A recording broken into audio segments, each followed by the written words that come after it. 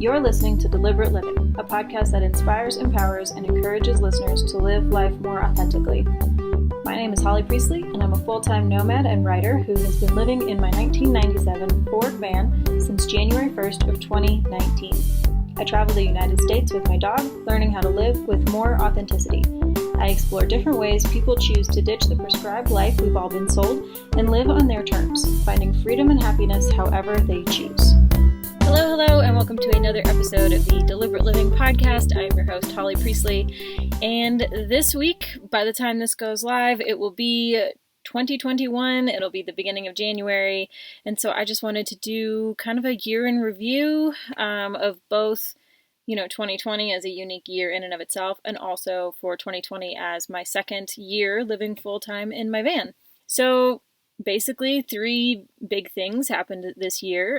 It was my second year living full-time in the van, and right at the beginning of the year, I stumbled into a new relationship that has maintained through the course of the year, and then also the global pandemic happened. And between all of these things, it was kind of a weird year in a lot of ways. Good, bad, ugly, indifferent, all of the things. And I've come up with some of the best things that I've learned from this year. I'm going to try and wrap them into 4 neat little categories. But I mean, as anybody else who's lived this year knows, you can't really sum up 2020 in 4 neat little categories or even one podcast, but I'm going to do my best. So, 2 years ago, I had just packed up the van and driven away from Denver to head down to Quartzsite in southwestern Arizona to attend the Rubber Tramp Rendezvous. 1 year ago, I had been stuck in the Pagosa Springs area waiting for a part for my van, so I couldn't really drive it. New places. I had been stuck for about a month, but then the part arrived, and I waited a few extra days, to get through the holidays and all of that, and then I took the scenic route down to Quartzsite again to attend the Rubber Tramp Rendezvous. This year, I have been in Arizona for probably about a month, bopping around and exploring familiar places and new places that I haven't seen before with my partner.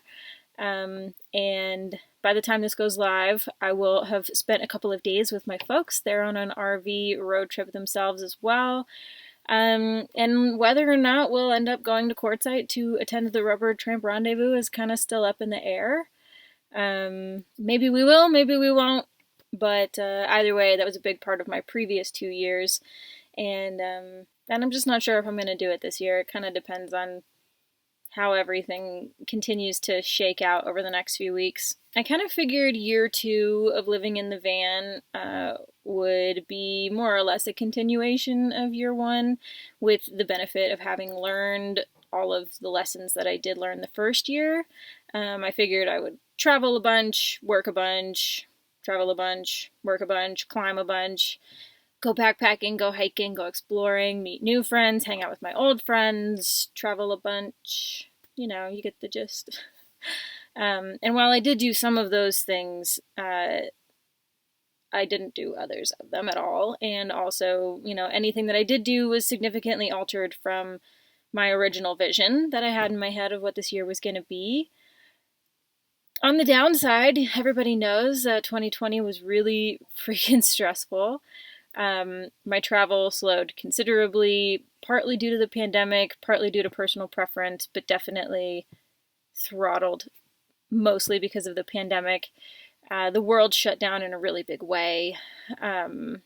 I changed my business practices and my goals, and I didn't earn near what I thought I was going to earn at the beginning of the year when things were looking really, really positive. I didn't climb hardly at all. I only went on a couple of backpacking trips, and I barely got to see my old friends. On the plus side, 2020 did allow me to meet someone who was worth changing a lot of my plans for, so that we could try to be together during a hectic year and a hectic work schedule for both of us.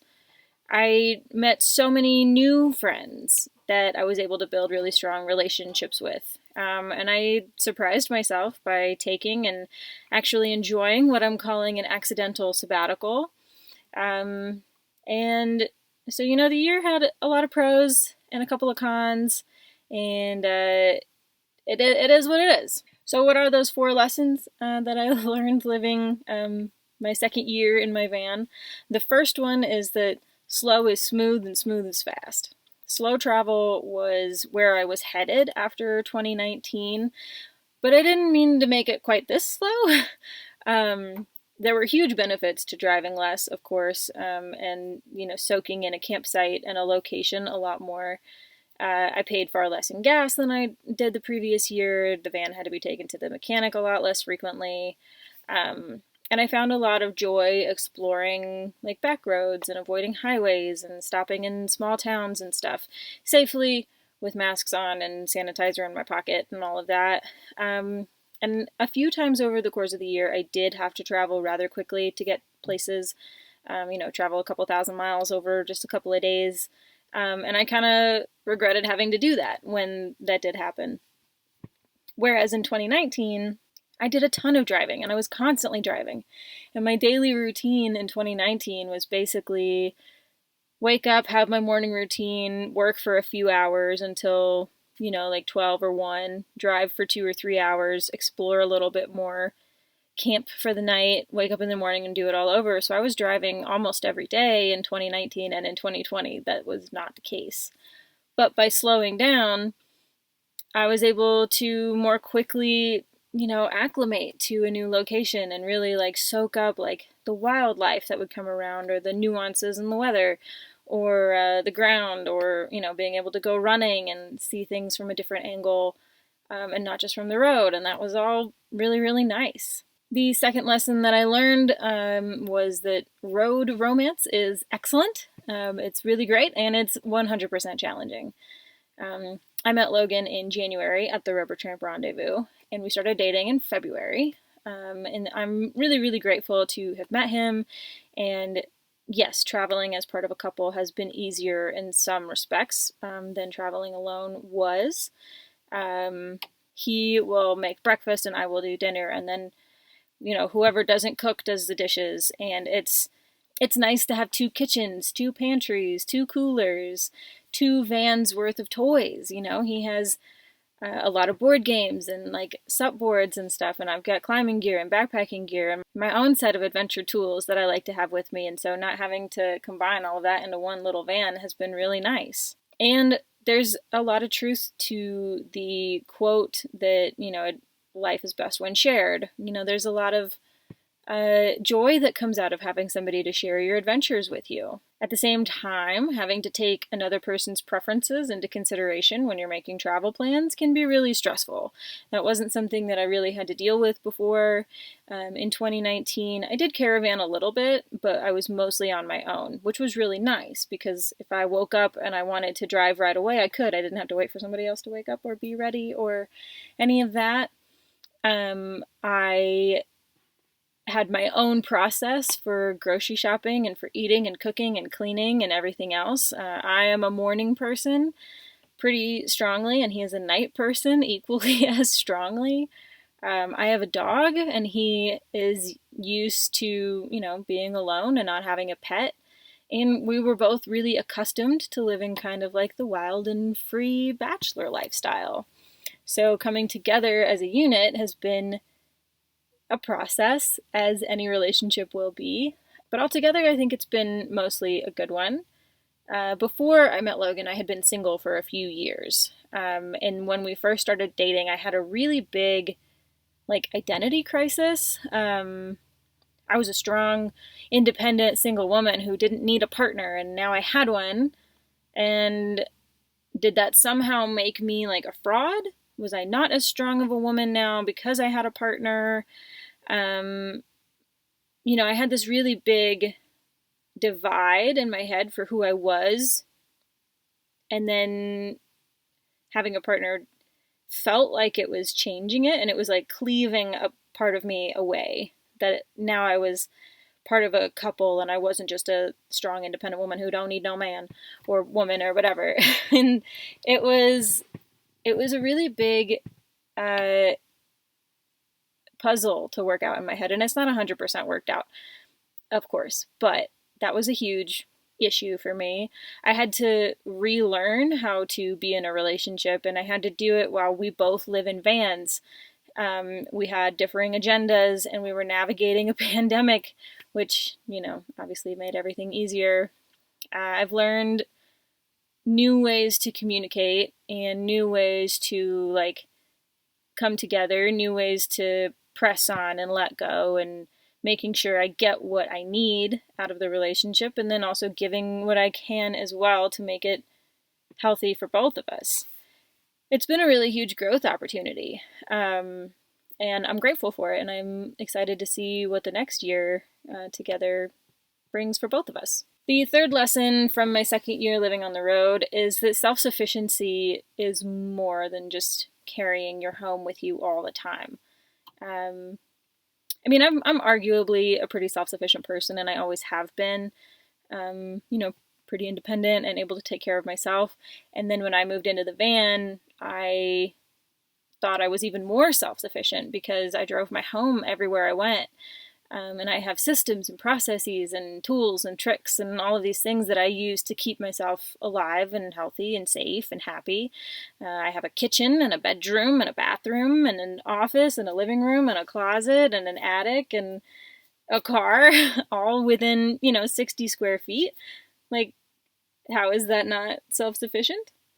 But I tell you what, the pandemic swooped right in and showed me how many weak spots I actually had in my notion of self-sufficiency. With the closing of gyms and rec centers and coffee shops and breweries and libraries and, a million other places that I enjoyed hanging out and found a lot of my own resources, I didn't have them anymore. And then I had to come up with new ways of doing the same stuff. Sure, in 2019, I had a solar shower set up and I had used it once or twice, but I didn't really like it. It wasn't perfect and it left me feeling, grimy and dirty still. So this year, I had to really dial that in and figure out a system that worked because I couldn't get showers everywhere else.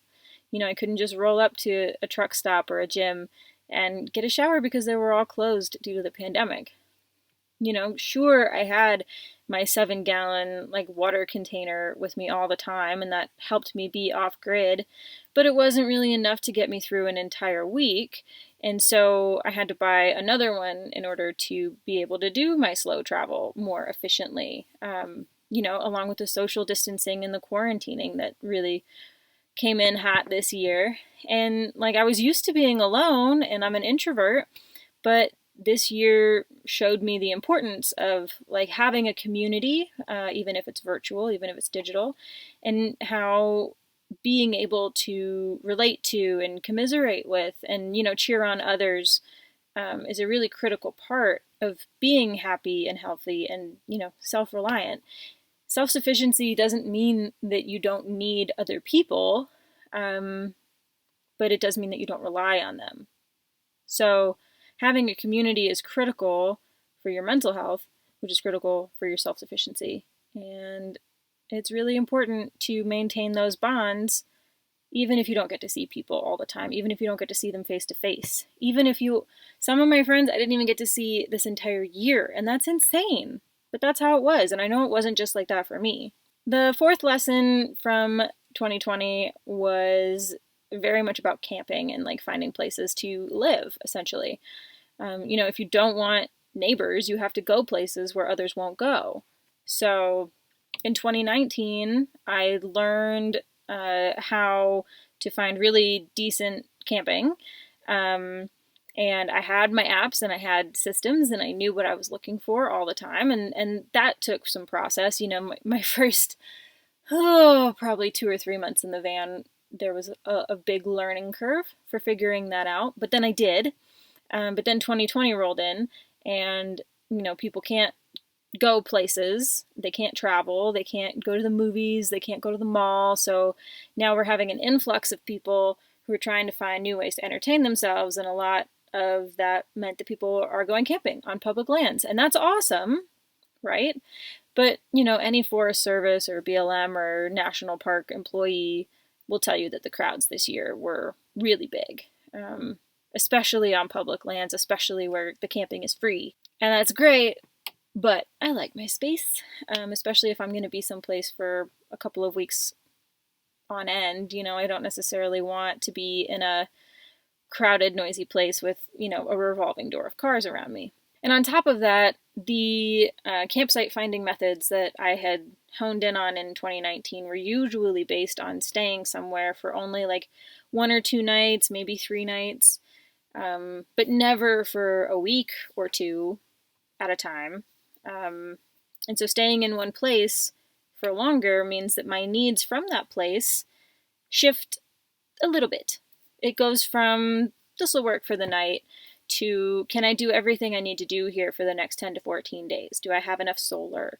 Do I have enough water? Do I have enough cell service? What are the temps going to be? What's the weather going to be like? And so I've had to do a lot more research and evolve my systems so that I can answer all of those questions adequately so that I can stay in a campsite for longer.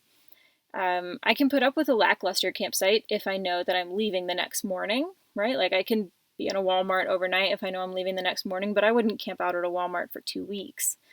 If I'm going to like hunker down and spread out and stick around, I want to like where I am. And maybe that's why I live in a van in the first place, because it takes me a while to like a place.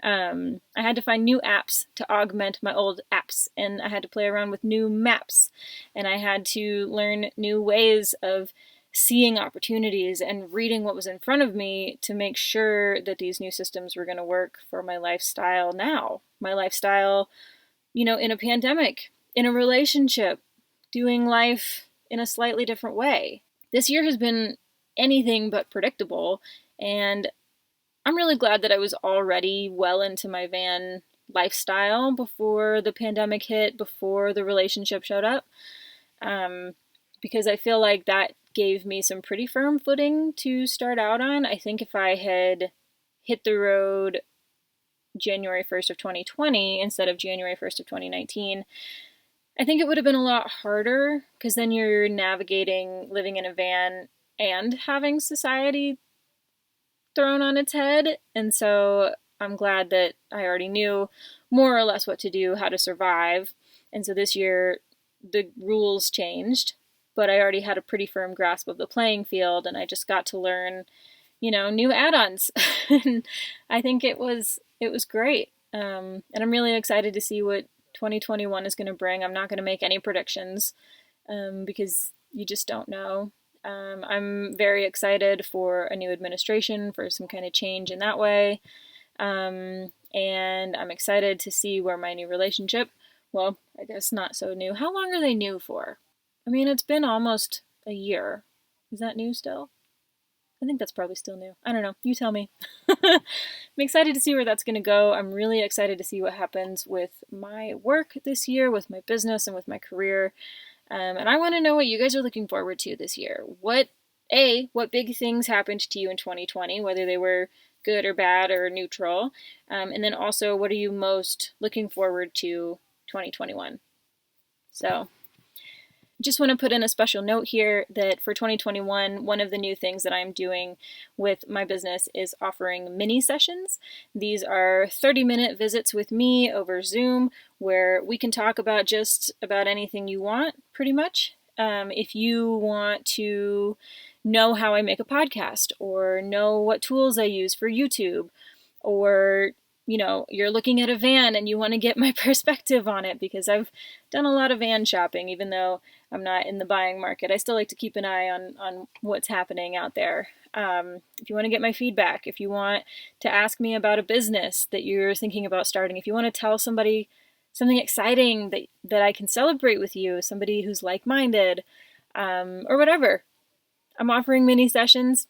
There is a link in the description below, as well as in the show notes. So that is new and exciting.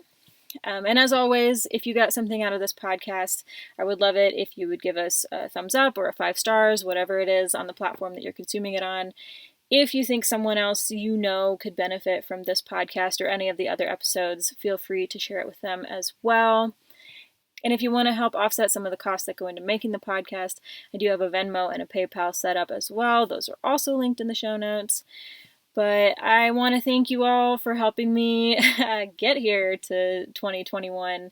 And the year anniversary of the podcast is coming up soon. So if you have something specific you want to see on episode 52, let me know. I'm looking for fun and exciting and creative ideas for that. And that's pretty rambly, so I'm going to let you all go. I hope to see you here again next week. Bye! We've reached the end of this episode of Deliberate Living. You can find the show notes and everything we referenced over on my website, and be sure to subscribe wherever you listen to podcasts on YouTube, or sign up for email updates every time something new is published. I'll see you next time on Deliberate Living, and until then, keep your life on the DL too.